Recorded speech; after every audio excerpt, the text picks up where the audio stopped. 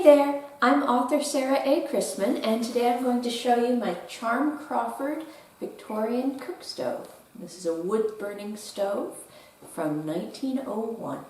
This is a stove that we saved up for years, and we had it back in Washington, and then when we moved, we brought it with us to Iowa.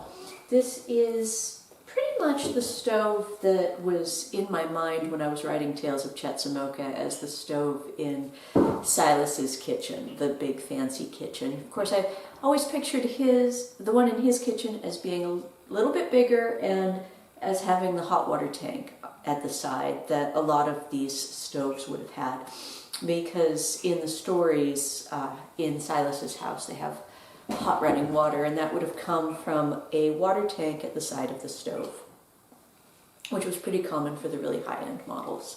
This one doesn't have that, but it is a wonderful little stove that I just love.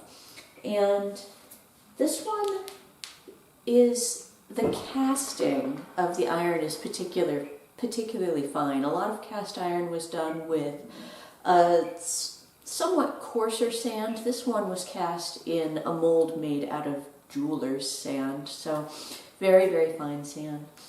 And the ornate nature of all of the filigree and such on the stove is very much in keeping with the Victorian philosophy of having nothing in your homes you do not know to be useful or feel to be beautiful, preferably both. The idea is that beautiful surroundings elevate us, and we try to live up to our surroundings.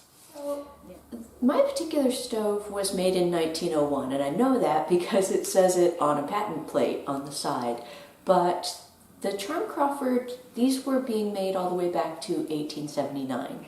Again, I know that because it says it right on the patent plate. On the plate, there's all the different dates on which the patent was renewed. Now, this one has a number of fun features, so a little bit of basic stove anatomy. These bits that lift off, they're called lids or eyes, depending on who you're talking to. And those lift off for cleaning and for tending the fire. The firebox is over here, and off to the side over here, this is my clean out over here. And there's a tray where the ashes go, and then farther in there is another clean out that I can actually take out and scoop out any ashes that have fallen underneath the oven itself. Got my drafts so that I can give more oxygen to the fire or less. These open and shut. And then again, here's the clean out that I mentioned before. And then down in there is the extra clean out. Here's the oven, which has the fun feature of a foot pedal that opens it. So I can tap on it. And up here, what this lever does is it moves the draft blocker. So when it's all the way to the right, then the flue is fully open, and that is getting the best oxygen to the fire for lighting a fire and getting it going.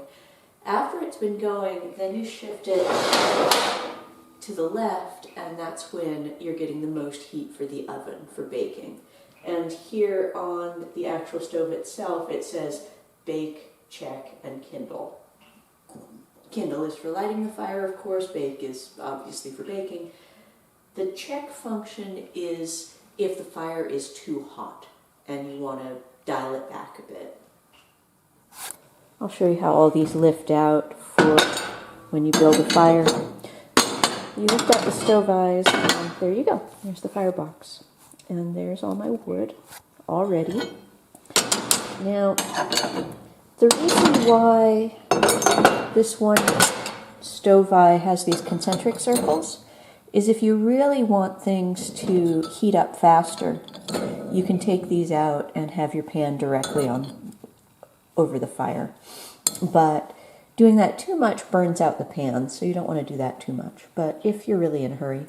But yeah, so there's the firebox. Fire all laid. And I'll show you the next step.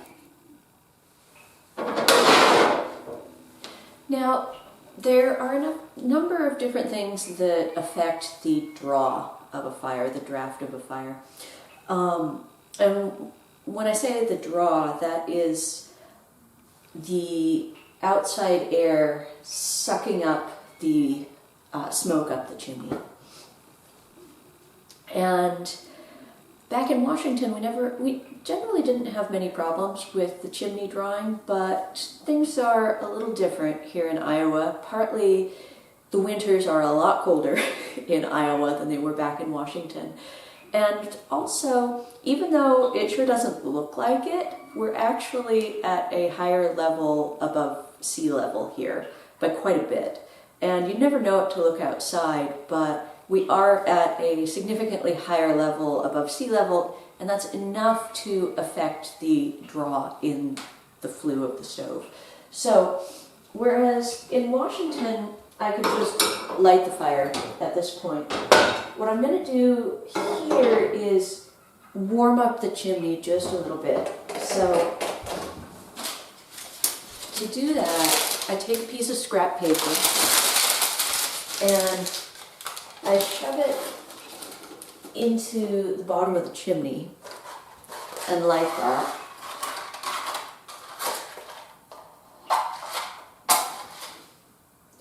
Now, if it's a good day, yes, which it is, that's good. So the fire's going right up the chimney, which is good, which is what I wanted to do. Now I hurry up and light the fire in here. If it wasn't drawing, if the smoke was going back into the room, I would have to either wait or light a few more pieces of paper in that chimney to get things warmed up. And that just depends on the weather. If the wind is going directly into the chimney, it's really, really hard to get it going. And on those days, especially if it's really cold, then I just wait and I'm cold for an hour or so before I light it. And that's an extreme case when that happens. The wind has to be really wailing, which it does here sometimes. But as a general rule, you just have to get that chimney warmed up. And there you go, you can hear the fire crackling. Now I will wait a while until it's really caught, and then I'll shift it back over to bake. And I'll give you a close-up on this stove gauge because that's a fun feature that was just coming in at the point at which this stove was made. What you'll notice on this dial here is that not only does it have the warm, medium, hot, very hot, which is how a lot of recipes were written around the turn of the 20th century when this stove came in, it's also got the Fahrenheit degrees in actual numbers, which were just starting to become used at that point. And so this is a turning point thing that you're seeing. You're seeing the very start of when people were going from the old warm, medium, hot, very hot to actual temperature measurable degrees, which is kind of fun.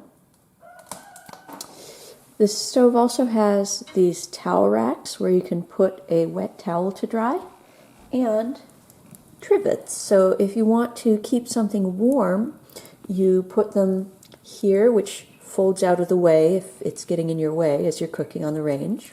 Or you can put something up here to keep warm if you don't want it quite as hot as down here. And then if you read Where the Sea Turns a Corner, that scene where Sophie is in Timothy's house and he puts the bacon on the cooling rack that he has built into the house right next to the stove. When I had written that scene and Gabriel read it, he's like, "You want a cooling rack? I can make you a cooling shelf." It's like, okay, that was just in the story, but if you want to make me a cooling shelf, I'm not going to object. So there's my cooling shelf. And hanging off the bottom, I've got the brushes This one is to brush out the ashes, and this one is a soft horsehair brush that I use to clean off the nickel finish. These stoves were available in wood burning and coal burning. This one was always made just for wood, and a feature of that is this extended firebox. So the coal burning ones would have ended here, but this has a longer firebox, so you can fit in the wood, because wood tends to be larger than coal. And you can peek in there and see the progress of the fire as things are, burning away. And then once the fire is actually going, and I've shifted it to bake, the portion right over the firebox is, for obvious reasons, going to be the hottest part of the range top.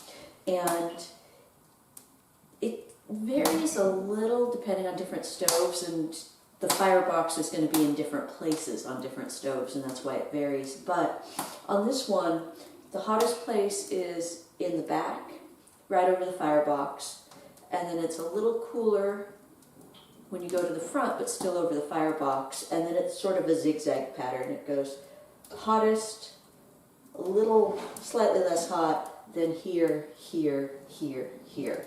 It's sort of a serpentine thing. And my husband likes to call this a stove dance, because as I'm cooking things, depending on whether I want them hotter or cooler, I'll be dancing them around the stove, just depending on how hot or cool I want them.